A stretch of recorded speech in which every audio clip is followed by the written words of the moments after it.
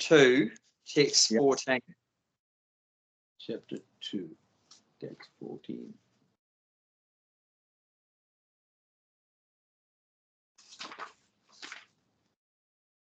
Okay. O son of Kunti, the non-permanent appearance of happiness and distress and their disappearance is due course, are like the appearance and disappearance of winter and summer season. They arise from sense perception, O son of Bharata, and one must learn to tolerate them without being disturbed. I mean, I am disturbed, like in the morning when I got 4 degrees, but I tolerate. Yes. But how can you not disturb? Like when you are hot, you have to turn the fan on or air conditioner on. You will tolerate, but you will definitely will get disturbed.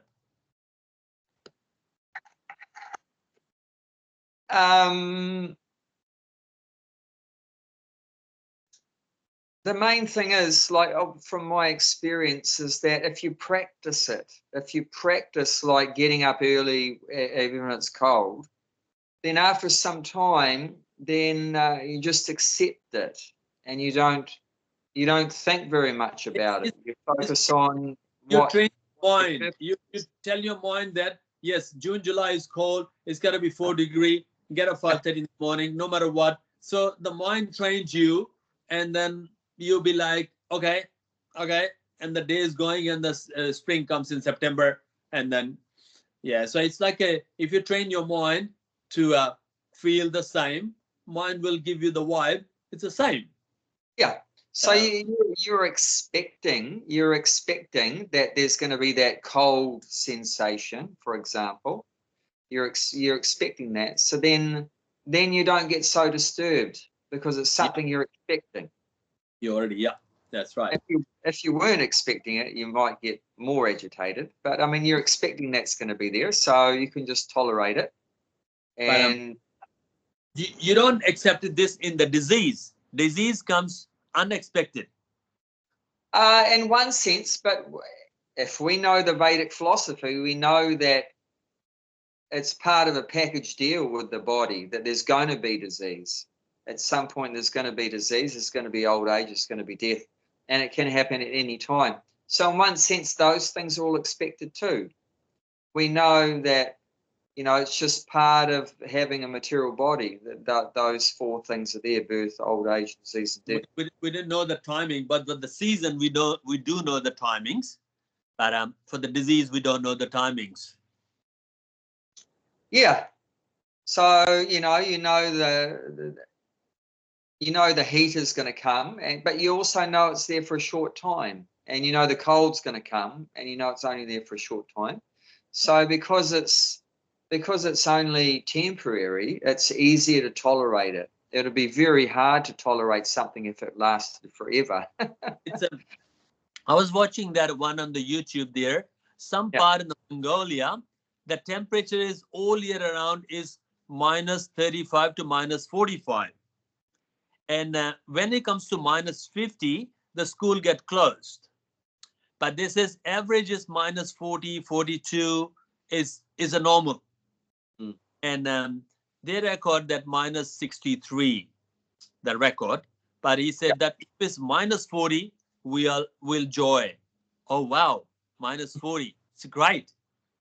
And minus 45, 43 is average all year round. Some days it can minus 50 and the school get closed. They don't turn the car off. Car engine, if they turn it off, the oil gotta get like ice and like freeze. So don't turn the car off all year round. It's minus 45. What kind of life would they live in there? That's punishment. They do a fishing, and they do the hole in the ice to do fishing, and they leave the fish outside. It's not gonna get off because minus 45. How you gonna food gonna get off? No way. You can't get the food off or anything there.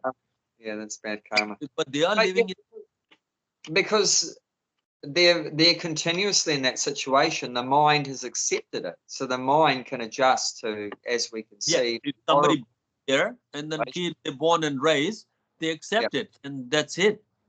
It's just that's a new normal. Yeah. So it's like, it's a bhakti tree. We have got the standard sale of $1,000 a day, which is we're expecting. We like that. If something happened like one day become 1,800, we just get ballistic. Everything running out because we cook accordingly to make the sale of $1,000, the roast potato or curry and everything. So we just get minimize the waste. And then sometimes just go extreme to 1,900. It doesn't happen often, but whenever it's happened, we start looking if something is not right. It's life, yeah. It's but we have to accept. Let's just look at a little bit of the purport because it talks about what you were saying. Yeah. Okay. Yeah. Purport says that in the proper discharge of duty, one has to learn to tolerate non-permanent appearance and disappearance of happiness and distress. According to the Vedic injunction, one has to take his bath early in the morning, even during the month of Megha, January, February. It is very cold at the time. So obviously they're talking about India, not here. Yeah, India. But in spite of that, a man who abides by the religious principle does not hesitate to take his bath. Similarly, a woman does not hesitate to cook in the kitchen in the month of May, June, the hottest part of the summer season. One has to execute his duty in spite of climatic inconvenience. Similarly, to fight is religious principle of Kshatriya, and although one has to fight with some friends or relatives, one should not deviate from the prescribed duty. One has to follow the prescribed duty and regulations of religious principle in order to rise up to the platform of knowledge, because the knowledge and devotion only can be liberated himself from the clutches of Maya, illusion. The two different name of address given to Arjuna all are also. I'll leave it there. Just stop there. That's fine. That's fine. One thing I would like to say, what happened, if somebody can move from Sydney to Northern Territory Temple, if there is a temple there, to do the service in the 6 months from May till October, and then service November till April in New South Wales. Is there anything wrong with it? No. I mean, the main thing for a devotee, of course, is that we always want to have some service to do. But where you do it doesn't matter. I mean, as you know, some services might be moving around. Like some devotees do, like traveling, catering, prasad distribution or book distribution, or sannyasis are traveling. So it doesn't really matter where you do your service. I mean, the main thing is you have some service to do. You can go according to that, if the weather is very cold in May till October in New South Wales, and you go up in Darwin and do the service, come back in. There was one devotee there and his wife from Indonesia in the farm, and they often goes in May, June, July to Indonesia. Remember? Oh, okay. I know them. With the kids. They've got 2 young boys. They got 2 young boys. Yeah. No. Husband, wife, and they have got a son, Jagannath. What did you say? The husband's Aussie and the wife's Indonesian, is it? Yeah. A husband was not Aussie, he's a European. And then he's got one son, Jagannath. And Iriani. Iriani was. We're talking about Ariani. Okay. Yeah. They often goes in June, July to Indonesia. Yeah, because the weather is very cold in farm. And then I think she born in. It's like if she born in Indonesia, so it's very hard for her to handle the cold weather, because Indonesia never been cold. Yeah. So it's very hard for her hold that to in New Gokula farm. So June, July, and then she goes few months to Indonesia because it's harder. Oh well, that's the things. But anyway, I'm here. Whatever's best for our service. If we can render better service in warm environment, then do that. If we do better service in a cold environment, then do that, whatever works. And of course, if the guru or whatever is asking you to go to a place that's even, not very suitable, well, that's just something you have to tolerate. Yeah. Because that's what's emphasized here, is that the main point is you have to do your duty. Whether it's like your duty is to take bath in the morning, your duty is to cook in the summertime, your duty is to fight and kill people. So the main consideration is you have to do your duty. Duty is what's given by a superior authority from God or is represented like that. So that's what we should focus our mind on. And if your mind is thinking about the duty that you have to do, the service, the work you have to do, then you won't be thinking so much about how hot it is, how cold it is, or blah, blah, blah, all these external things, because you're focused on your work. You're focused on your duty to please the Lord, to please the spiritual master. So that's what's occupying the mind. So then you won't get too caught up with all the external things, because you have that internal focus that you're doing something to please your spiritual master. And then that way it's easy to tolerate all these things, because your mind is occupied on some better thoughts. You're not just, a materialistic person can't tolerate any inconvenience to their body. Even a pinprick, they can't handle it. But a devotee can tolerate, even severe difficulties, because his mind, his intelligence, his whole consciousness is focused on pleasing Krishna. So he's not worried about, okay, it's not good for me, but I don't mind because it's good for Krishna. And that's love. And when you love someone, like a mother, right? A mother has to stay up at night feeding the kid and everything, and doesn't have time for her own personal needs or whatever. But she doesn't care about herself because she just loves her kid. So she's prepared to go through any kind of difficult situations for the satisfaction of the child. And that's love. So the main thing, if you have that kind of love, then all these things, the hot and the cold and that, won't disturb you too much. It'll become less. Then the amount of disturbance will reduce. It'll be much easier to tolerate. There'll be less disturbance. Yeah. But even if we are disturbed, but still, you have to do your duty. Disturb or not disturb, you have to do your duty. That's one of the main lessons of the Bhagavad Gita. You have to do your duty. Because we're a servant. The servant has to. His duty of the servant is to please the master. Like that. Okay, so we can go to our verse for today, chapter 8. Text 13, I think it was. 14 today. Okay, let's offer respect to Prabhupada. Om Jnanatamandasya Gananjana Shalakaya Chakshur Militam Yena Tasman Shri Kathay Namaha. I was born the darkest ignorance of my spiritual masters. Kindly open my eyes with shining torchlight transcendent knowledge. I therefore offer my respectful obeisances to its Lotus feet. Srila Prabhupada ki jai. Yeah. It's a 14 today? Yeah. Chapter 8 entitled Attaining the Supreme, text 14. Ananya Chaita Satatam. Ananya Chaita Satatam. Yomam Smarati Nityasha. Yomam Smarati Nityasha. Tasyaham Sulabha Partha. Tasyam Sulbam Partha.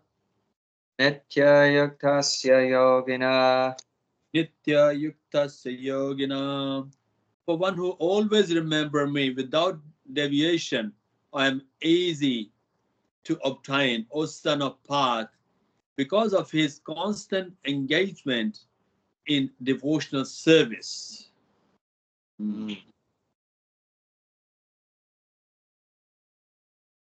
So this chapter is about how we can go back to Godhead, how we can attain the Supreme, go to the spiritual world. That's the title of the chapter. And it's explained that the main part of the process to achieve that goal to go back to Godhead is by remembering God. We have to remember God, remember Krishna. Especially, there's one time that's the most important time to remember Krishna, and that's when the body dies. So that's what the process culminates in, remembering God up to that point of death, especially that time of death. Of course, if you haven't practiced to remember God while you're alive, it's going to be hard to remember him at the time of death. So obviously, if that's what's recommended, to remember God, Krishna at the time of death, and then automatically we can go to the spiritual world, then we have to practice that. We have to practice to remember him. And of course, hardly anyone knows when they're going to die.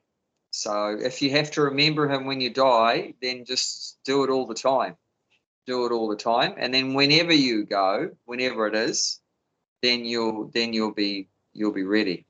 You'll be ready. That's the idea. Will it be like a possible that, like a, for example, my age, like, I could be dying the age of 80. Okay. When I'm be like, few months before my death, like, for example, I'm not going to Bhagavad because of my karma or whatever the reason would be.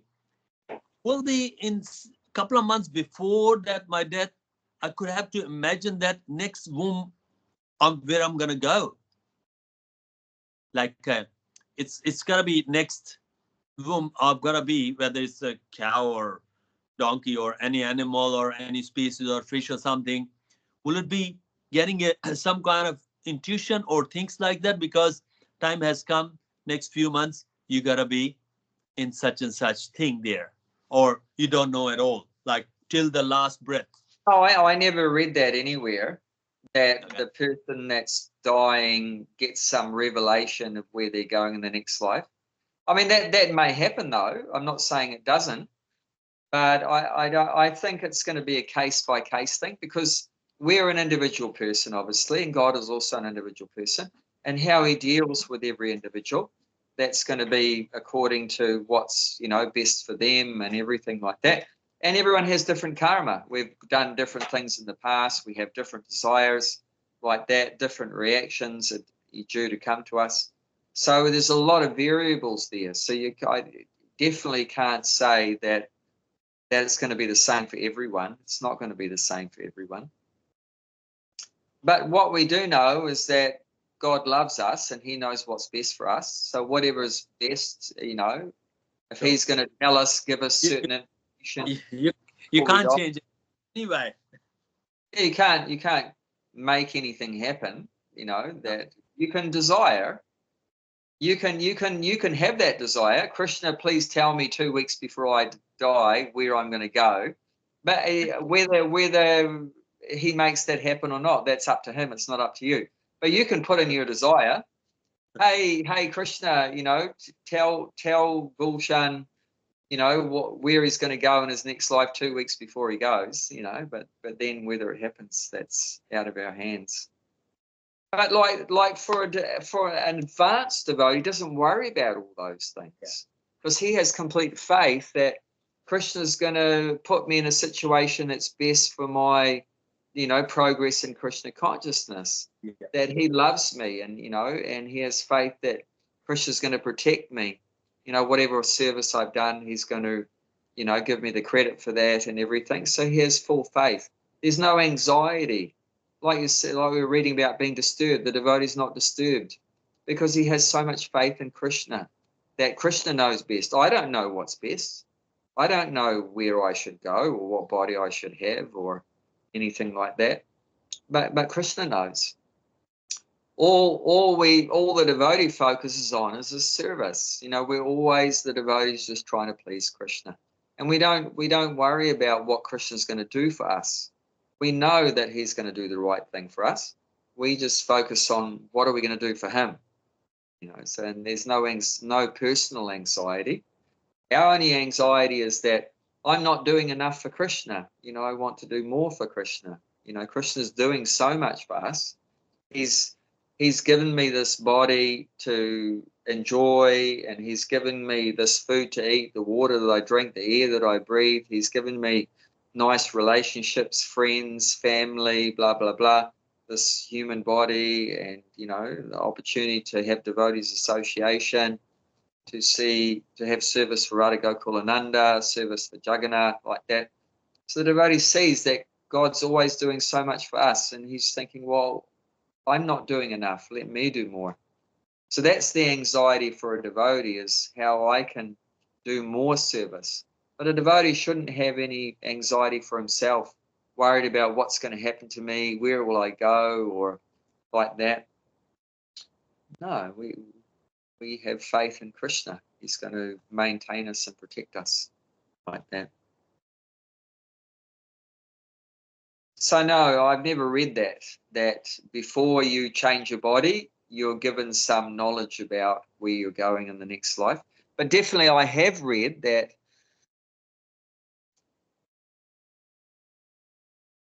the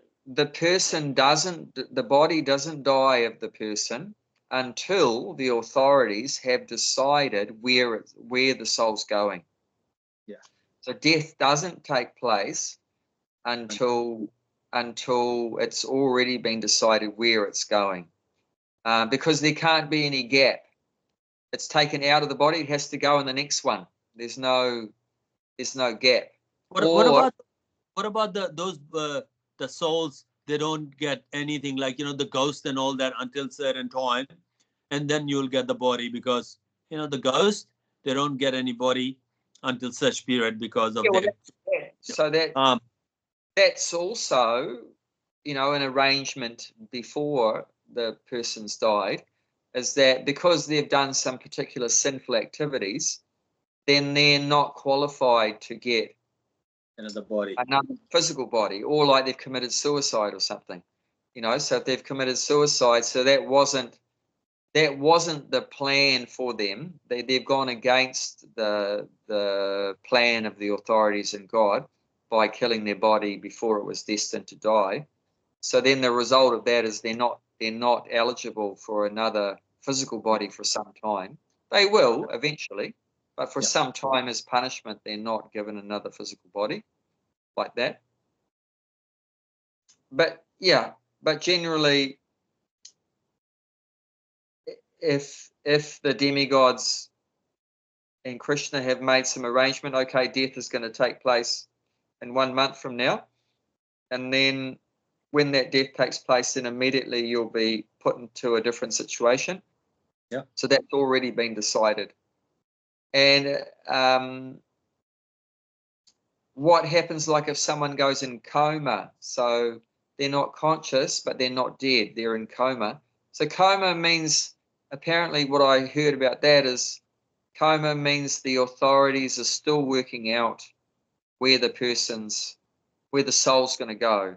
They haven't finalized it yet. It's still being determined. So they're kept in this limbo state, which we call coma. So they're unconscious, but they're not dead. So that means in that period, so they're in coma for 1 week. So 1 week, it's taking 1 week for the authorities to figure out where the soul needs to go to. Because like I say, our karma is so complicated. Yeah. You've done thousands of good things in your life, and maybe we've done thousands of bad things in our life. So which one of them are you going to get first? Don't know. You know, which are you going to, you know, it's hard to work it all out. So there's a lot of big...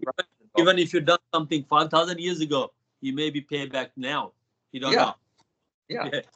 We might be getting reactions for things we've done many lives ago. So yeah, it's very complicated. So there's a lot of big brains, you know, whose job it is to work it out. And you know, we create by living this life of sense gratification and karma, we're actually creating so much difficulties for Krishna and the demigods to have to try to deal with all of our desires and our karma and everything like that. We're creating problems for them. The only person that's not creating problems for Krishna is a soul that's surrendered. He says, now I'm not going to do anything more for me. It's all for you. I do everything for you, nothing for me. And then it's easy. Then you've made Krishna's life so much easier. Because as long as you're thinking, I want this, I want that, I can enjoy this, I hate this and I like this, then we're making it difficult for these higher authorities to have to work out where we're going to go and everything like that. It's a simple, whom would you like most? The person go along with you or person go against with you? Or first person go along with you. Yeah, it makes your life easier. If you're a father or a mother or something, it makes your life, if your children are, submissive and obedient and they do what you say, it makes life easier. And if they go against you, if they don't want to cooperate, then it makes your life difficult. Yes. It's like you were saying, even like in the bhakti tree, sometimes someone's not, going with the flow and working with the team and that, they're trying to do someone else's job and things like that, then it makes your life difficult. It's if we all cooperate and work as a team and ever do what we're supposed to do, then it makes the manager's life easier, the leaders easier and everything, and all of our individual parts becomes easier. But one interesting thing in this verse for today, so this is the process how we can attain the Supreme, by remembering. Smarati, the word is smarati, if we remember the Lord.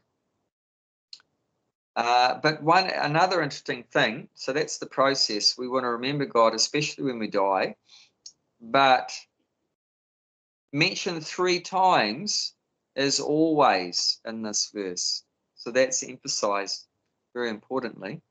So in the first line, satatam, and this, which means always.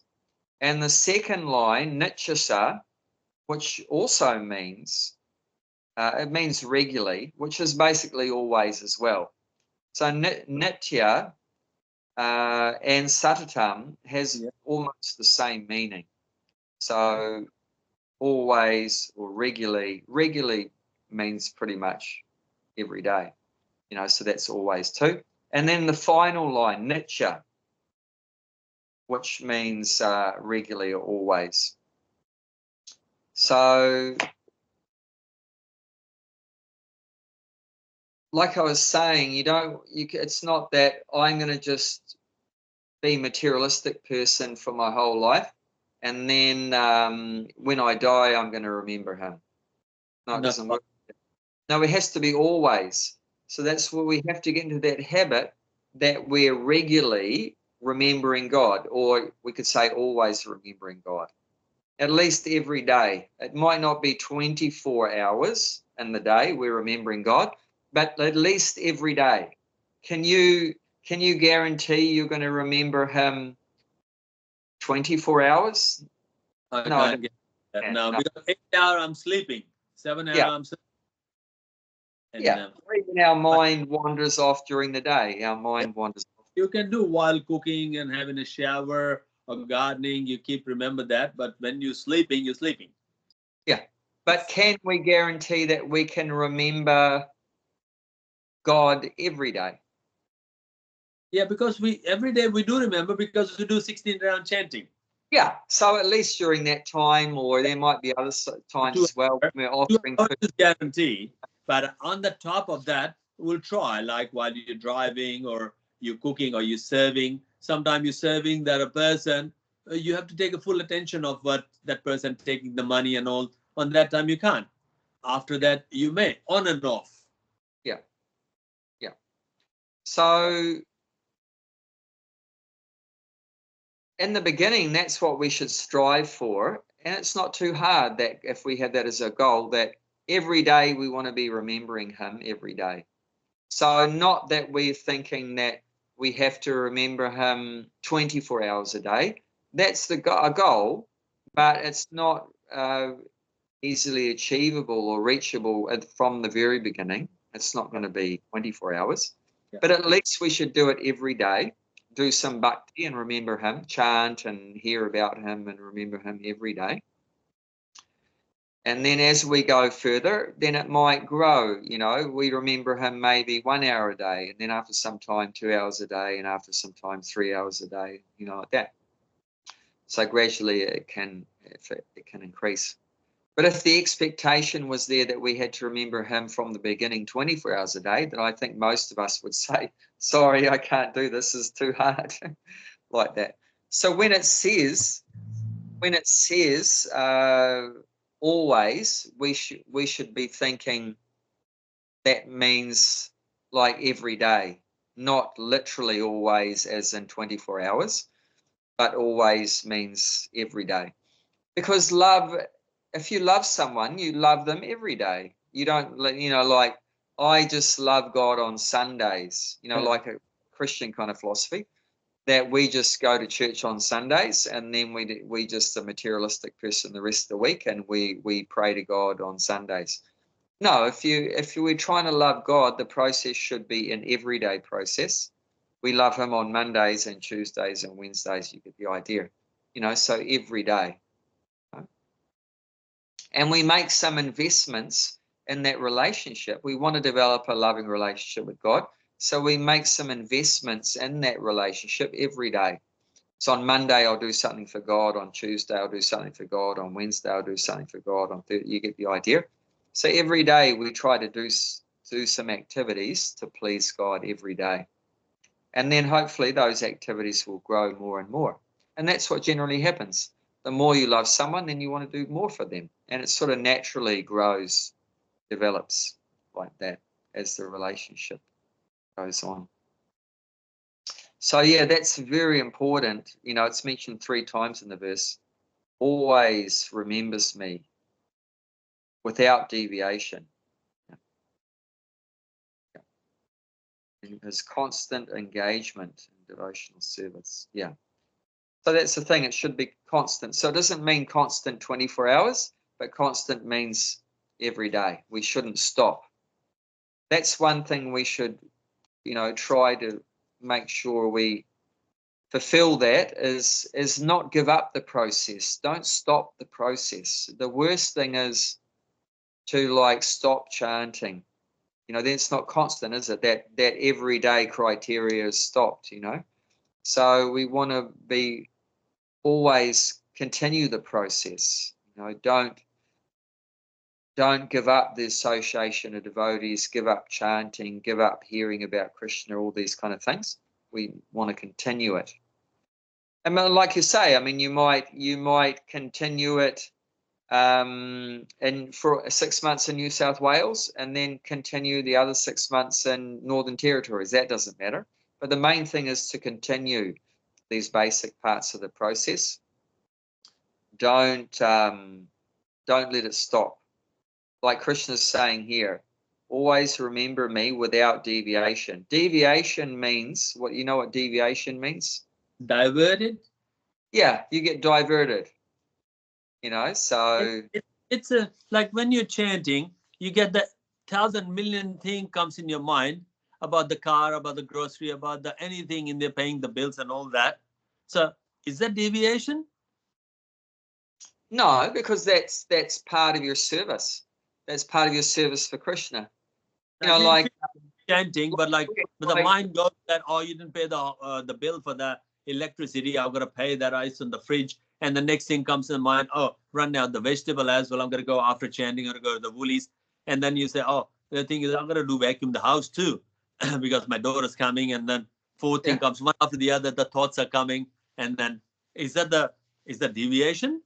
No, not at all, because it's part of your service to maintain your service in the bhakti tree at the farm. You have to look after your bodily needs. You have to have a roof over your head. You have to, make sure the electricity gets paid and the water gets paid for, and blah blah blah. So all these things are supporting. Your body, having a healthy body is necessary for your service. And all these other things that you're thinking about, getting food and paying bills and stuff, is supporting your body, is necessary for the body. So as long as your body is engaged in devotional service, then whatever service you do for the body is also, connected with your service. If you are doing like a gardening or washing your car, as long as you're chanting, that means you connected. Even if you're doing something, collecting the rubbish even from the house or something, as long as you keep chanting, that is it's like connection. Yeah, I mean that's next level again. Okay. That's while you're doing the service, you're remembering him. That's perfect. When you're doing the service, you're remembering him. But I'm saying what you first said, even if you weren't remembering him, but you're buying your groceries and paying your bills for the house and your rent and everything like that, even if you weren't remembering him when you were doing those things, but still that can be regarded as devotional service because it's maintaining the body which is being used to do some service in the bhakti tree, do some service at the farm, like that. So it's still connected. But if you can take it to the next level by you remembering Krishna when you're buying the groceries and paying the bills and everything, then that's the best. Yeah, that's the best. But even if you're not, it's still good. As long as you're doing some work for Krishna, then it's all connected. It's all in relationship with Krishna's service. Yeah. So yeah, let's get into the purport. It's a big purport. Yes. This verse especially describes the final destination attained by unalloyed devotees who serves the Supreme Personality of Godhead in Bhakti Yoga. Previous verse have mentioned 4 different kinds of devotees: the distressed, the inquisitive, those who seek material gain, and the speculative philosopher. Different process of liberation have also been described: Karma Yoga, Jnana Yoga, and Hatha Yoga. The principle of these yoga systems have some bhakti aided, but this verse particularly mentions your pure bhakti yoga without any mixture of jnana, karma, hatya, as indicated by the word ananya seta is a pure bhakti yoga. The devotee desires nothing but Krishna. A pure devotee does not desire promotion of heavenly planet, nor does he seek oneness with the Brahma Jyoti or salvation or liberation from material engagement. A pure devotee does not desire anything. In the Chaitanya Charitamrita, the pure devotee is called Niskama, which means he has no desire for self-interest. Perfect peace belongs to him alone, not to them who strive for personal gain, where a Jnana Yogi, Karma Yogi, Hatha Yogi has his own selfish interests. A perfect devotee has no desire other than to please Supreme Personality of Godhead. Therefore, Lord says that for anyone who is unflinchingly devoted to him, he is easy to attain. Okay, let's stop there. So, that's the first 2 words in the verse, Ananya Chaita. Prabhupada's talking about that. And he's saying that this is bhakti, what bhakti is, this Ananya Chaita. So Chaita means the mind, and Ananya means without deviation. Like, is that the Chaita is the half word of Chaitanya? No, that's something different. Different. Okay. Chaitanya Mahaprabhu was different. Yeah, no, that's different. What's a Chaita means? Chaita means the mind. The mind. Okay. Mind. And Ananya, is broken up into an and anya. Yeah. So anya means other, and ananya means no other. Okay. So what does that mean? In your mind and no other. So that means the only thought in a pure devotee's mind is Krishna, pleasing Krishna. He just wants to please Krishna. That's all the devotee thinks about. How can I please Krishna? There's no other thought in the devotee's mind. Like Prabhupada mentioning about these other kind of yogis. Yeah. The He says they all have their own selfish interests. Like the Jnana yogi, what's his interest? The Jnana yogi, he wants to merge in the Brahman. So that's another desire.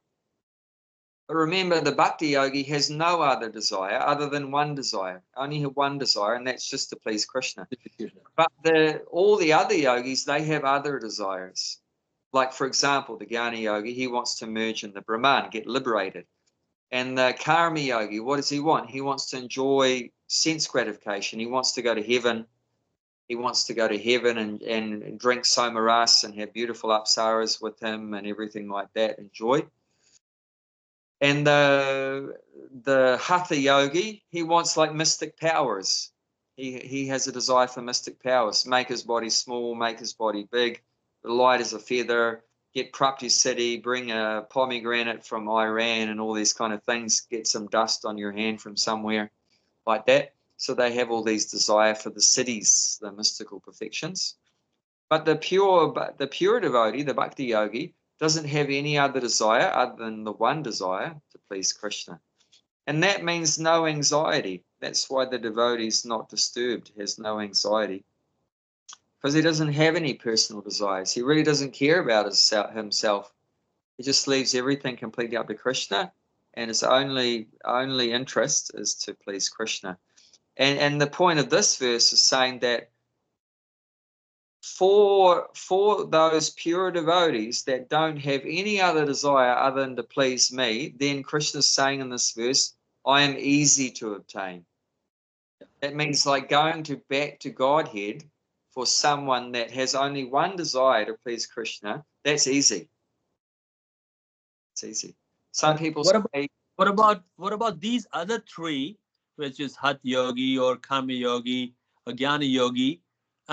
Would they be diverted to Bhakti yogi as well later on in the life? oh, well, that's what it says here, that there is some amount of bhakti in all the processes. There's a little bit of bhakti there.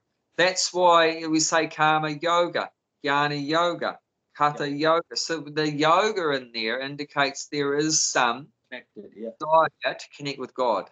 Otherwise you just say karmi, or jnani, or yogi, you know. But when they add the word yoga there, then that shows some interest to connect with God. And I'm sure he mentioned it. I remember he said that, it's about 7 lines down. The principles of these yoga systems have some bhakti added. Some bhakti added. So he says karma yoga, jnana yoga, hatha yoga. The principles of these yoga systems have some bhakti added. So there is bhakti in all the different yoga systems. Yeah. And he says, but this verse particularly mentions pure bhakti yoga without any mixture of jnana, karma, or hatha. So pure bhakti is, like I said, is that you only have one desire to please Krishna. But these other, if you've got jnana or whatever, karma, means you've got some other desires, some separate desires there. So it's not pure. But pure bhakti means no other desires. That's the definition of bhakti. But what about desire to please Krishna's true bhakta? Yeah, like Prabhupada. Yeah, he's not Krishna, but pleasing Prabhupada, dressing, making a dress and garland and all that. Difference, no difference, because he's Krishna's representative. That's divine medium to Krishna, or Krishna's representative. So there's no difference. If you have a desire to please the pure devotee or the desire to please Krishna, it's the same thing. There's no difference there. In fact, that's the recommended way to please Krishna, is by trying to please the spiritual master. Or your Guru Maharaj, or trying to please the pure devotee of the Lord. Especially Prabhupada, because there may be some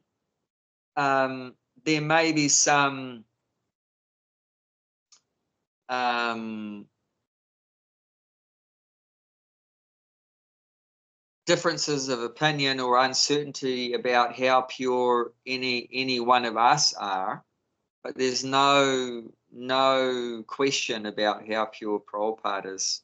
He's a completely devotee. So even, you know, we can't exactly compare Prabhupada with any other spiritual masters. He has a unique position. He's the founder Acharya. He's not even just an Acharya. He's the founder Acharya. He's a very powerful personality, Nitya Siddha. So, yeah, especially we should be focused on trying to please Prabhupada. And, but of course, part of pleasing Prabhupada is also to render service to the other devotees too, because that's something that Prabhupada wanted us to do, is that we see all the other devotees as Prabhu, our master, and we're the das, we're the servant. So we want to try to please the other devotees too. But the main focus is to try to please Prabhupada. He's given us more than anyone. You know, he's given us all these books.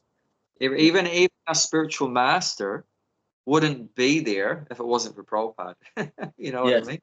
True, and probably in the West there would be no Guru Swami, no Radhana Swami. We won't be having class. No, there would be nothing. There'd be no Vaicharan Das. There'd be nothing. Would be no there. Class. No class. No honey. Either. There's no Bhagavad Gita either. Yeah. So definitely we should be, because we've received so much from Prabhupada. Our first priority is to try to serve Prabhupada and please him. Yeah.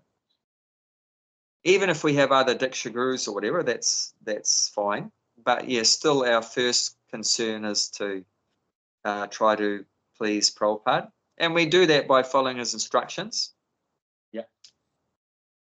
And so when you go to the temple, you have to bow down to Prabhupada first, then Krishna? Yeah, that's the standard. Yeah, that's the standard. Yeah. I do the wrong way. But even then, it's not a big problem, because Prabhupada's also on the main altar. So you're actually bowing down to Prabhupada whichever way you bow down. So it doesn't really matter. I mean, sometimes imagine the temple room's full, and you might not even be able to get close to Prabhupada's son or whatever. So and you just bow to the other deities. But as you know, Prabhupada in a smaller form is on the main anyway. So it doesn't really matter. But when you're bowing down, you think, you know, I'm bowing down to my spiritual master, I'm bowing down to Radha Gokulananda, I'm bowing down to Gaura Nitai and Jagannath Baladev Subhadra.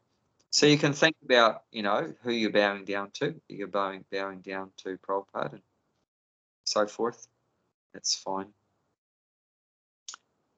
But yeah, so this is the point here. Then it's easy to go back to Godhead if we can follow this principle of just becoming a pure devotee. But of course, it's becoming a pure devotee that can be difficult. Once you become a pure devotee, it's easy to go back to Godhead. That's what it's saying here. This is the easiest way to go back to Godhead, guaranteed way to go back to Godhead, is if you become a pure devotee. You know, and what it's saying here, the pure devotee, what? And then the question is, well, what does it mean to be a pure devotee? What's the qualification of being a pure devotee? Here, the qualification of being a pure devotee is this ananya chaita. So there's what about those 26 qualities of pure devotee? It's one of the verse has got that. You know that? Yeah. I mean, there's many different ways you could define a pure devotee. A pure devotee has the 26 qualities of a devotee, like that. So but this is one definition. There can be other definitions too. But here Krishna is giving the definition that the pure devotee is one that his mind does not get diverted or deviated from just remembering Krishna. So every day, if he's got every like deviated all the time to Krishna, then he can't be envy to anyone because his mind deviated to Krishna. He can't be hate anyone because mind is deviated to Krishna.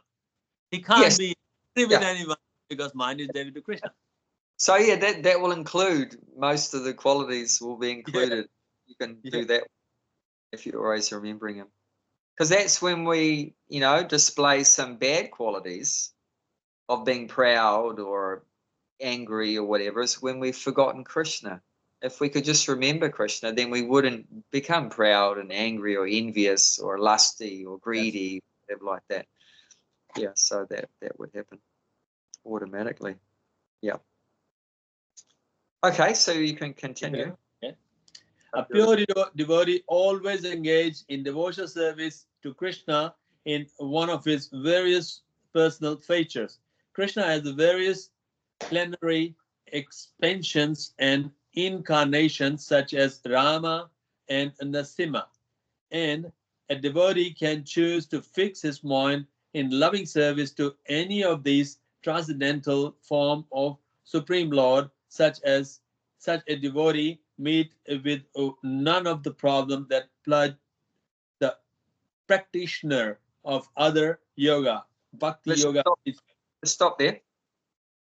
So it's not just that a pure devotee is a pure devotee of Krishna. You could be a pure devotee of Ram or a pure devotee of Narasimha. It's not that you have to be with the flute one. Yeah, only thinking of Krishna. It's not that if you're thinking of Krishna, you're a pure devotee, but if you're thinking of Rama, then you're not a pure devotee. No, a pure devotee can be a pure devotee of Ram, like Hanuman, or Prahlad. If you are a pure devotee of Hanuman, and then you can lead to the Rama, because Hanuman was a pure devotee of Rama. Yeah, but I mean, if you are a devotee of Hanuman, then you would have to be a devotee of Ram, because would Hanuman be pleased with you if you didn't love Ram? No, definitely not. You have to be pleased. Yeah, he only pleased if you love Ram. If you said I love Hanuman but I hate Ram, then what's Hanuman? Doesn't work like that. It doesn't work like that. So obviously, if you say I'm a devotee of Hanuman, then you must be a devotee of Ram. If you're not, then it's not accepted that you are a devotee of Hanuman. So yeah, if you love the person, you have to do what they do as well. Of course, you have to be like them and do like they do, like that. So and it's also said that the pure devotee doesn't have the problems, and Prabhupada used the word that plague the practitioners of other yogas. So he's saying here that if you're a karma yogi, jnana yogi, hatha yogi, there'll be so many difficulties in your progressing spiritually, but all those difficulties that are there for the other practitioners, they're not going to be so much there for the pure devotees of whether it's Ram or Narasimha or Krishna. Their path is going to be of progressing will be more easier. Yeah, because obviously because Krishna is helping his devotee. Krishna is helping his devotee to overcome the Maya, because where all these problems coming from. It's coming from being in the material world. It's because we're in the material world that we're undergoing so many problems. But Krishna, he's the controller of the material world of Maya. He's the master of Maya. So Maya is stronger than us, but not stronger than Krishna. So if we come under Krishna's protection, then he can protect us from Maya. And there's a very famous verse about that in the, where is it? I think 7th chapter, text past at 14.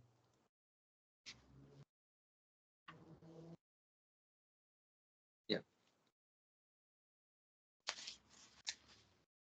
The divine energy of mind consisting of the three mode of material nature is difficult to overcome, but those who have surrendered unto me can easily cross beyond this. Yeah. So if for those that have surrendered to Krishna, and that's a devotee, so for the devotees that have surrendered Krishna, Krishna is saying here they can easily cross over beyond the Maya. But if you're not surrendered to Krishna, then Maya becomes very difficult. It's saying direct, very difficult. And Maya is made up of these three modes or gunas: Satyaguna, Rajaguna, Tamaguna. Maya also Krishna's energy anyway. Exactly. But so the point is that because Maya is Krishna's energy, that means Krishna's in control of it. He's in control of his energy. And his energy is controlling us. See? So Krishna's controlling his energy, and his energy is controlling us. So if we come under Krishna's protection, then obviously we can get free from the control of Krishna's energy, Maya. But for other people that are not surrendering to Krishna, then it's very difficult. And they're going to have many problems. Yeah. And that's interesting. He used that word, that plague, the problems that plague. Plague means, it's a very heavy word, plague. Plague is like we had this epidemic, right? COVID. A disease. You know, we get the plague in the village in India, and the whole village get died. Yeah. It's like kind of a COVID, you know, like a contamination, and then pass it on one to each other just while talking and things like. Sometimes you look in the eyes and then you'll get that. So there's one eye disease was happening in India, and doctor recommend to use the black glasses because whoever will look in your eyes, they will get it. Wow. So you have to use the black glasses there. And then when we see nighttime, if he has black glasses, means he's got eye disease. Yeah. So this whole material world is like a plague, you know, it's full of these diseases. And but even more worse than diseases than COVID or tuberculosis or anything like that, smallpox or whatever, is this disease of sense gratification. This disease of sense gratification. That never fulfill. Yeah, that's what plagues everyone, and that's what Prabhupada's saying. Even the Jnani yogi, the Karma yogi, the Hatha yogi, they all have this plague of the sense gratification. They means they have some personal desire. They have some personal desire for sense gratification. And that's what plagues everyone. And no one can escape this plague except for the devotee. The devotee surrenders to Krishna, then Krishna can free him from this plague of sense gratification. Yeah. And that's the worst plague. Because that plague is what this plague of calm or sense gratification is what keeps us in the material world, the soul in the material world, life after life, is this plague of sense gratification. If you desire to enjoy in this material world, then Krishna will say, okay, have another body. You want to enjoy like a bird? Okay, become a bird. You want to enjoy in the sea? Okay, become a fish. You want to enjoy eating the meat? Okay, become a tiger. You want to enjoy sex? Okay, become a pig, become a pigeon, become a monkey. Who was the one saint? He was like meditating under the water, and he seen that one fish is doing the sex, and two fish in the sex, and then he just like his meditation just breaks, and like, you know, thinks like he has to come back as a fish. And that was Subari Muni. Yeah. So he wasn't surrendered. That's the thing, you know, so he got deviated. So he went off the track, you know, that's what deviated means. He was doing his yoga, and then he saw the fish having sex, he got deviated. So that means his mind got deviated. So that Krishna has got something to do with the deviation. Like, for example, like you are in the temple with the 50 or 60 people there, and doing the service that. And if the Krishna wants you to deviate it, and then he can just put the, the what you call that arrow of the Yeah. and then you be deviated to one of the Matajis, and then life ends. Like it's end of the day, is a Krishna is the final authority. Yes, but we can see that everything has a cause, has a reason. It's not by chance. Is it by chance that you get hammered by lust or whatever? No, it may be a reaction to something you did. Like Subari, why he got victimized by lust after seeing the fish having sex was because he made an offense to a devotee. He made a devotee. So who was that devotee he offended? That was Garuda. So because he was a yogi in the water, so he became friends with the fish because they're in the water with him. So naturally he started to like fish. So, and Garuda, of course, also likes fish, but he likes to eat them because birds eat fish, right? So he would come to that place in the Yamuna where Subari was in the Yamuna, in Vrindavan actually, where he was meditating. And Garuda would sometimes come there and pick out the fish. And Subari got a bit peeved off that he's taking these fish. So one day he took out one of the leaders of the fish. Garuda took off one of the leaders of the fish. And then that was it. Subari couldn't tolerate the fish disappearing anymore. And he cursed Garuda. He said, if you ever come to this part of the Yamuna again, I curse you that you will immediately die. Now, that could never happen because Garuda is actually the eternal carrier of Vishnu. So there's no way that he can die. But just the fact that he gave that curse was not what Krishna wanted to hear. So that was obviously upset Krishna because Garuda loves Krishna, obviously, Vishnu, and Krishna or Vishnu loves Garuda. So if you curse a person that God loves, what's he going to think? No chance. Then you're a goner.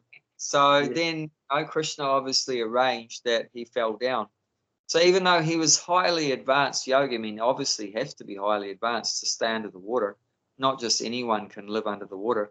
But he was so developed in his austerities and yoga that he could live under the water.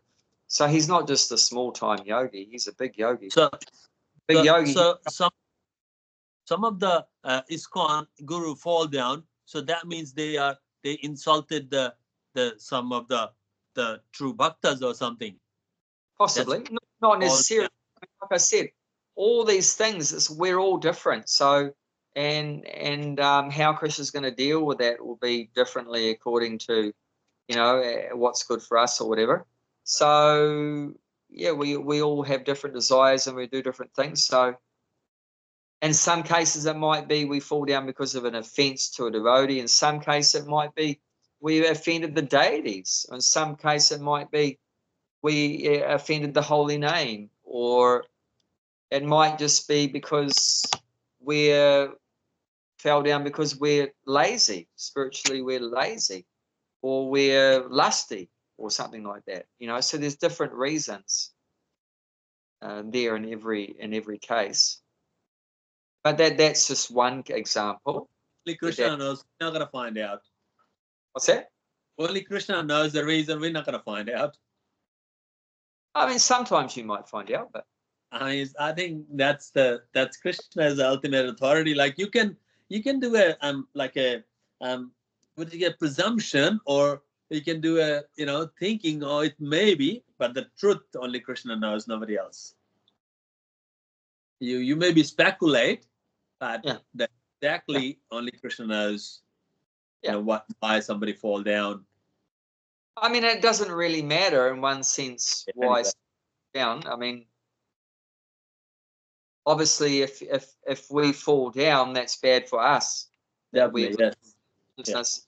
But what we should really do is, before any fall down happens, we should know, what pleases Krishna and what doesn't please Krishna, and we should avoid. We should no longer do things that displeases Krishna, and we should only do things that pleases Krishna. And that's why it's said, Trinada Pisana Shena Tori Vasushnana Manina Manina Kirtaniya Sahari. So that's the third verse in the Shikshastaka, which is those are the verses left by Lord Chaitanya. And that they're recited in a lot of temples every morning, those 8 verses. And starts off Chaito Dapana Majanam Bhava Mahadavagni Nirvapanam Shreya Kaira Vichandrika Vitaranam Vijivadu Jivanam Manandam Buddhivadhanam Pradipradam Purnamritasvadanam Savatmasna Param Param Vijayate Sri Krishna Sankirtanam. So the third verse says one should be more humble than the grass, more tolerant than the tree. Give all respect to others and don't expect any respect in return. In such a state of mind, one can chant the holy name of the Lord constantly.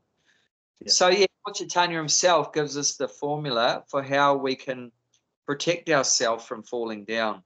We should always be humble and tolerant, like we started off in the talking about being tolerant.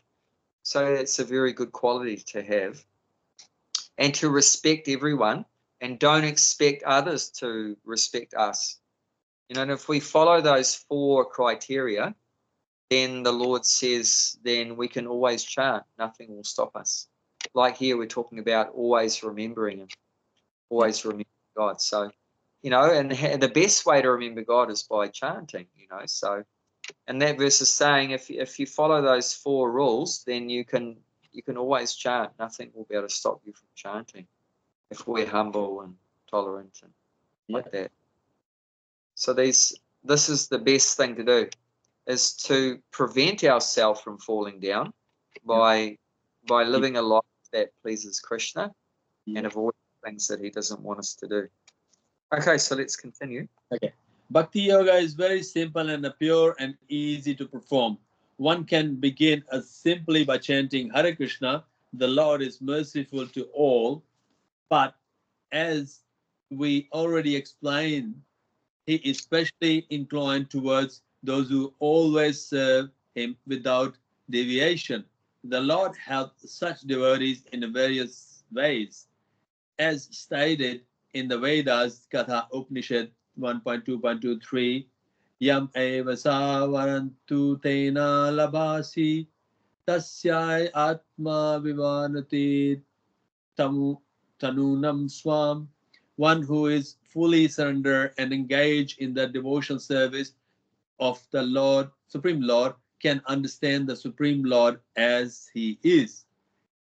And as stated Bhagavad Gita 10.10, Tatmani buddhi yagam tam, the Lord gives such a devotee different intelligence so that ultimately the devotee can attain Him in His supreme kingdom.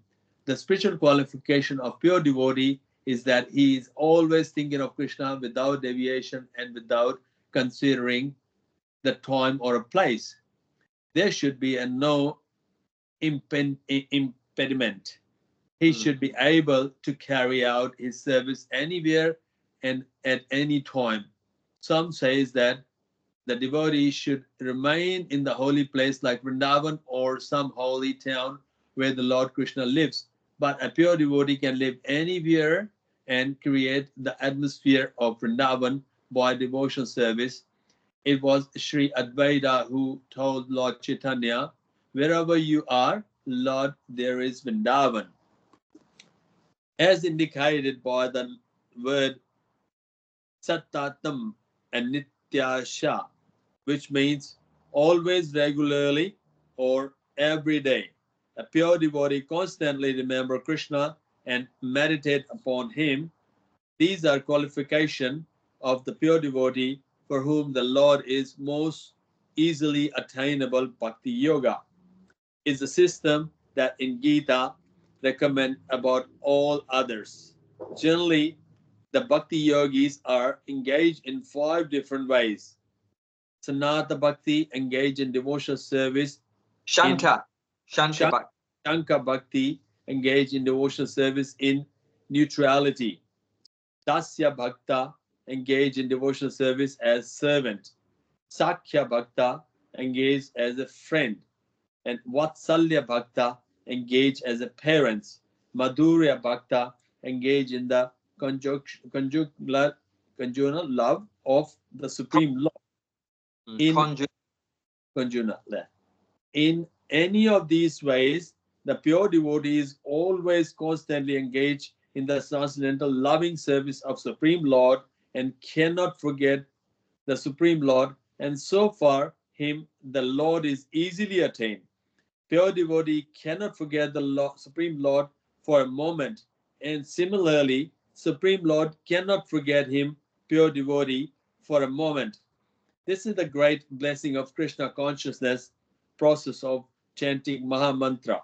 Hare Krishna, Krishna Krishna, Hare Hare, Hare Ram, Ram Ram, Hare Hare. Oh, nice. So 5 coins of them. So any of the 5 coins. Yeah, any of the 5 kind is perfect. And the devotee will be eternally serving the Lord in that way, as a friend or as a lover or as a parent, like that, as a servant, like that. Will be eternally serving in that way, and that's perfect. Like in the spiritual world, there'll be a devotee, he's eternally in the form of a tree, and eternally in the form of a cow, eternally in the form of a grass, and that's perfect. Yep. That's Shantaras. Shantaras is like not moving, like that. Neutrality is mentioned. So that's like those who think that the Laddu Gopal and little basket. So that's a Vatsalya Bhakta, is it? Yeah, if they see that God is like their child, that God is my son, then that's Vatsalya Bhav, Vatsalya Bhakta. What's the conjugal love? I was just going to say, conjugal means like husband and wife relationship or boyfriend, girlfriend. Like in Vrindavan, it was like boyfriend, girlfriend. That's the Gopis Bhav. Yeah, Krishna and the Gopis is like, that's conjugal, or Madhurya Ras. Or also like Krishna and his wives in Dwarka. He had 16,108 wives. That's conjugal. So there's 2 kinds of conjugal. One is married and the other one's not married. Yeah. So married is called swakiya. Swakiya. That's married relationship. And not married, that's called parakiya. Parakiya rasa. So there's 2 kinds of that conjugal love. One is married and one's not married. And it's said that the unmarried, in the spiritual world, the unmarried relationship is higher. That's more better. Which, if in the material world, everything's a perverted reflection of the spiritual world. So what's the best thing in the spiritual world becomes the worst thing in the material world. So that's the worst thing here in the material world is the unmarried relationship. Not married, that's the worst thing.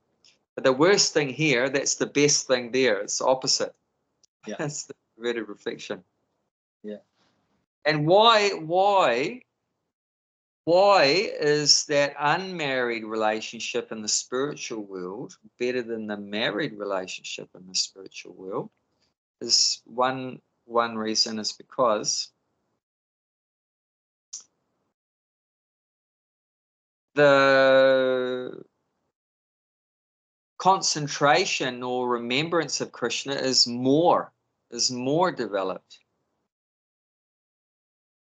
because there's a lot of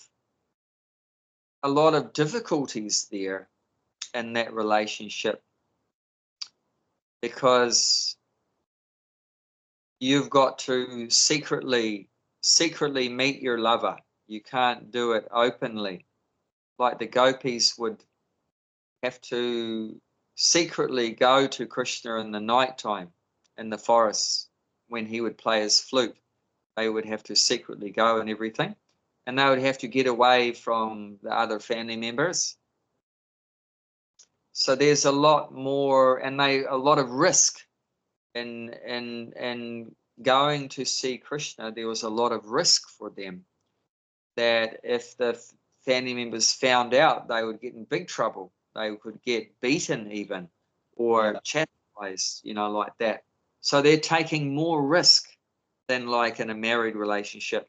And they're always thinking of Krishna. Like during the daytime, they're doing their duties so that no one will suspect that they have, a boyfriend, as Krishna is their boyfriend or whatever.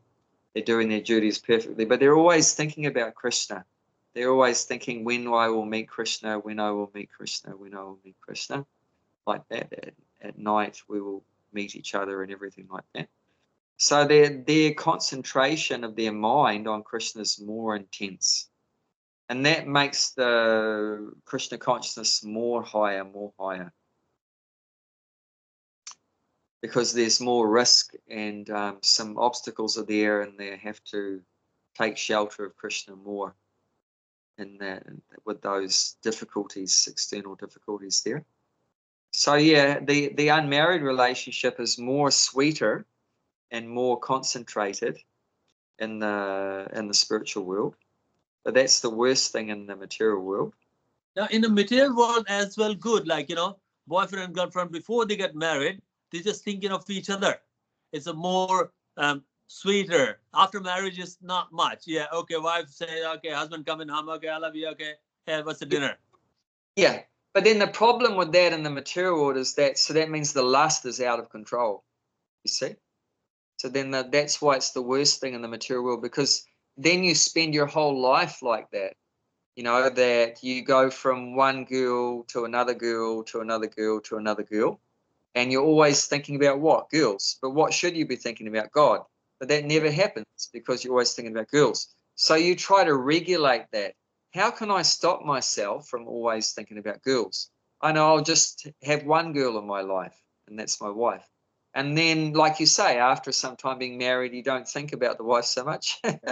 Yeah. That's good for spiritual life. That's good. It means the mind has become peaceful, and you can think about what you should be thinking about, which is God. So that's the whole idea. So yeah, like I say, that becomes the worst thing in the material world, is to have that unmarried relationship. But that's a positive thing in the spiritual world, because the unmarried, the devotee that has that loving relationship with Krishna outside of marriage, is really intensely thinking about Krishna, really concentrated, and taking a lot of risks and going through a lot of difficulties in that relationship. And Krishna's very pleased that you're taking so much risks to serve me. I'm very pleased. In the same way, like the devotees in the material world, like Prabhupada, his 70-year-old man going to America on a boat. What was that? Was that easy? Risk, very much. Big He risk. might not take to America. Yeah, and traveling around the world every year in planes and that, for a 70-year-old, is that easy? No. That's a big risk. Yes. Eating at different times and everything, sleeping at different times, and dealing with all kind of crazy demons and things like that, scientists and atheists and fanatic religious people and everything. Was that all easy? It's all risk. But where does that put Krishna? And where does that put Prabhupada in Krishna's eyes? That makes him higher or lower, or? Because he's taking the risk for Krishna. Yeah, I mean, imagine if someone took a lot of risk for you, for your sake. How would you feel about them? He's in the good books. Yeah, imagine you were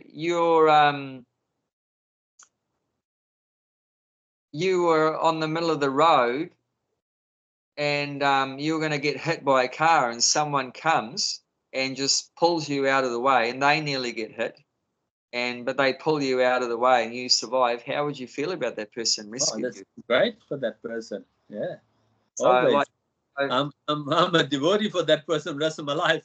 Of course. So, if you will, risk yourself to serve Krishna, Krishna will risk himself to save you, you know, to serve you, Yeah. like that. So, and that's love. Definitely. And then Prabhupada mentions that at the end, that the pure devotee is always constantly engaged in the transcendental loving service of the Supreme Lord and cannot forget the Supreme Lord. And so for him, the Lord is easily obtained. A pure devotee cannot forget the Supreme Lord for a moment. And similarly, the Supreme Lord cannot forget his pure devotee for a moment. So that's love. That's love. That the pure devotee can't forget the Lord, and that the Lord can't forget the devotee. And it's for a moment, not even for a moment. So it's not only that the devotee loves Krishna, but also Krishna loves his devotee. And the devotee is thinking about Krishna, but also Krishna is thinking about the devotee. Krishna is thinking about the devotee.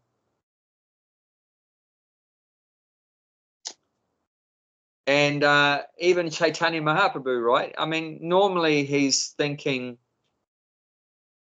in the mood of a devotee, but sometimes Chaitanya Mahaprabhu would be thinking in the mood of God, thinking in the mood of Krishna. So one time Chaitanya Mahaprabhu, he was going around, he was chanting a different mantra. You know, when he was thinking as a devotee, he was chanting Hare Krishna, Krishna Krishna, Hare Hare, Hare Rama, Rama Rama, Hare Hare. But when he was thinking in the mood of Krishna, you know what he was chanting? Radharani. Gopi, Gopi, Gopi, Gopi, Gopi, Gopi, Gopi, Gopi, Gopi, Gopi, Gopi, Gopi. That was his mantra. And some students, they got really disturbed. What are you doing? You should be Hare Krishna, Krishna Krishna. But you're saying Gopi, Gopi. And then Chaitanya Mahaprabhu got angry with those students and he ran after and tried to beat them. You know? And then they criticized him. This is before he took sannyas. Okay. They criticized. He was known as Nimai Pandit at that time. Yeah. And he was a great scholar and he had many students working under him. But when he manifested his love for the Lord, he became a bit externally crazy. And this is one time he did like that, chanting the names of the gopis. And yeah, they started criticizing him. And then he thought, well, I've come here to deliver all these conditioned souls of Kali Yuga, but now they hate me even more. Criticizing me. So they're all going to go to hell. What have I done? So he thought, I have to do something different to deliver them. So then he thought, I have to take sannyas now. Because in Indian culture, as you know, then everyone bows down to a sannyasi. Doesn't matter what background you are. Yeah. If you sannyasi, everyone bows down. So that custom was strongly there 500 years ago. So he thought, let me take sannyas, then all these people that now they're criticizing me, but when I take sannyas, then they'll bow down to me and all their offenses will be forgiven. All their offenses will be counteracted and they'll make spiritual progress. So actually that's why he took sannyas, to help all these people that were criticizing him and blaspheming and like that. And so that's why he took sannyas, to help more people to become Krishna conscious. And but yeah, interesting that Krishna, you know, he calls out, his mantra is the names of the gopis. That's his mantra. And we sing his names and he sings the names of his devotees. And that's love. And that's so sweet. And that's what bhakti is all about. That's what bhakti is all about. And like it says that Prabhupada started off this last section, it's very simple, pure and easy to perform. Bhakti yoga. It's very simple, pure and easy to perform. And like then he says, one can begin simply by chanting Hare Krishna. It's so easy. But the thing is, the thing that's a bit contradictory is that although we have the easiest process, but not many people do it. Not many people chant. If you look at the world population, 7 billion or whatever, and not many people chant Hare Krishna. And the other parts of the process, which are also simple, is dancing, chanting, dancing, and feasting. 3 things. Yeah. Such a simple process and very happy process, very enjoyable things to do. But yet not many people want to do it. Because they like Krishna is not in the center of their life. Yeah. If the center of the life is the Krishna, they definitely will do chant and dance and feasting, because center of the life will be, some of them maybe a money or family or sense gratification or something else. If the center of the point is the Krishna, it definitely will chant. Now, their center of the point is not Krishna. Yeah. Because I don't know, they must be center of the point will be at their job, position, or you know, things like that. So that will be center is away, like Krishna is out of the center. If the Krishna is the center, they definitely chant. Yeah. So the reason why, you know, people struggle to make spiritual progress is not because the spiritual process is too difficult. It's actually very easy. But the problem is that people don't want to take the spiritual life because of they're envious of Krishna. You know, they don't want to serve Krishna. They want to be Krishna. They want to be self. Yeah, we want to try to take Krishna's position and be the enjoyer and the master and the controller. And that's the difficulty. But the process is actually very easy to make spiritual process. But the main problem is that maximum people will never take it up because they're just envious and jealous. And I even just a little while ago I put up a post just about a simple thing about bananas, that it can cause health problems if you eat mixed bananas with too many other foods like milk, you know, or yogurt and grains and things. Actually not good for digestion. So I put this up on Facebook, and actually I got a lot of criticism. Really? I got the criticism. But I was thinking, God, it's just not a really major thing I'm writing about. But yeah, people can get really upset. People asking that, you know, based on what knowledge, where your knowledge come from.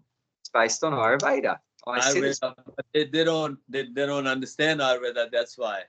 But I'm just saying that deep down there's a lot of enviousness and jealousy and a critical mentality and everything, and also that I was like interfering with their enjoyment, because they obviously enjoy having their banana smoothie and their banana with oats and cream, and you're going to their personal space.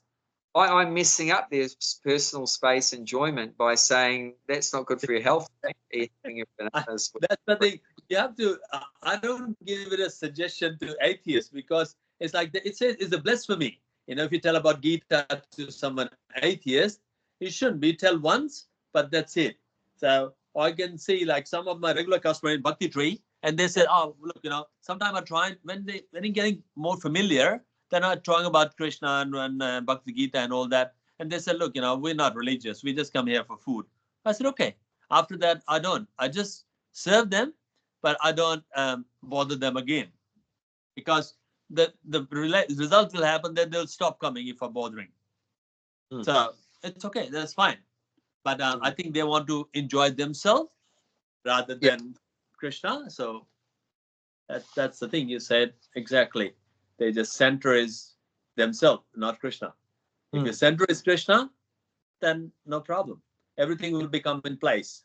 Yes.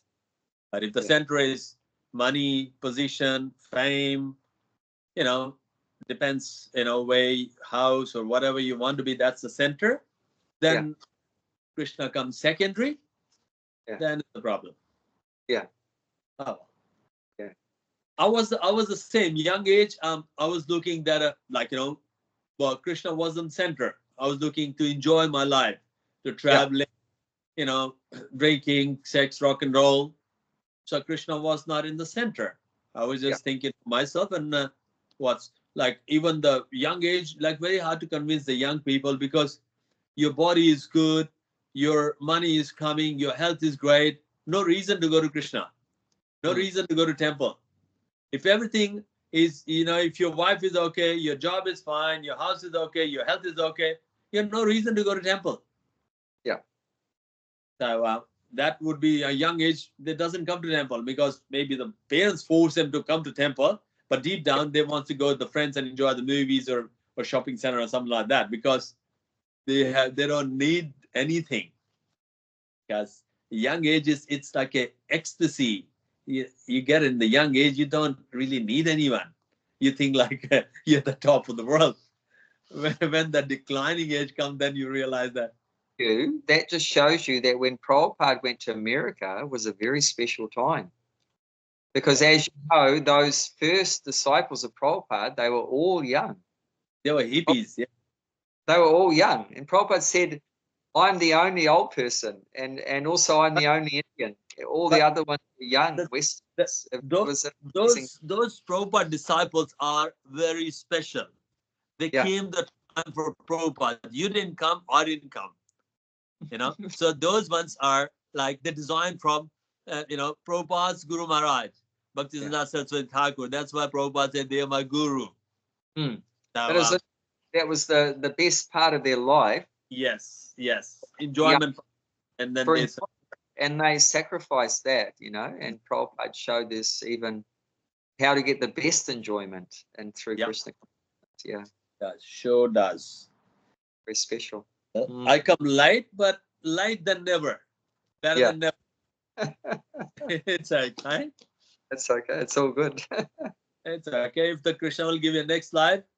I just want to be. Even Prabhupada, I heard Prabhupada say today on a lecture, he was lamenting that he didn't really take up his guru's order until very late in his life, till 1965. Yeah. He said Bhaktisiddhanta Saraswati gave him that instruction to go to the West in 1922. Yeah. But he wasn't able to carry it out till 1965. That was he said, Prabhupada himself said, better late than never.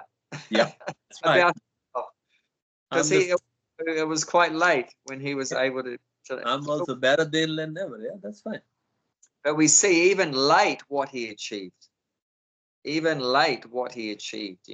whenever you wake, that's the day start. When you're sleeping, no matter, whatever, it's a sleeping. Whenever you wake, that's the day start, pretty much. Because the sleeping was equal to dead. You can't say, 6 o'clock, 7 o'clock.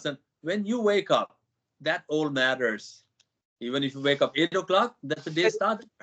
In that preparation, those decades before, like, for example, before he went to the West, those few decades, or even before you took to Krishna consciousness some decades, then there's things happening in your life in that time that's purifying you and helping you, bring you closer to the point where you can, fully surrender and take up the process and everything like that.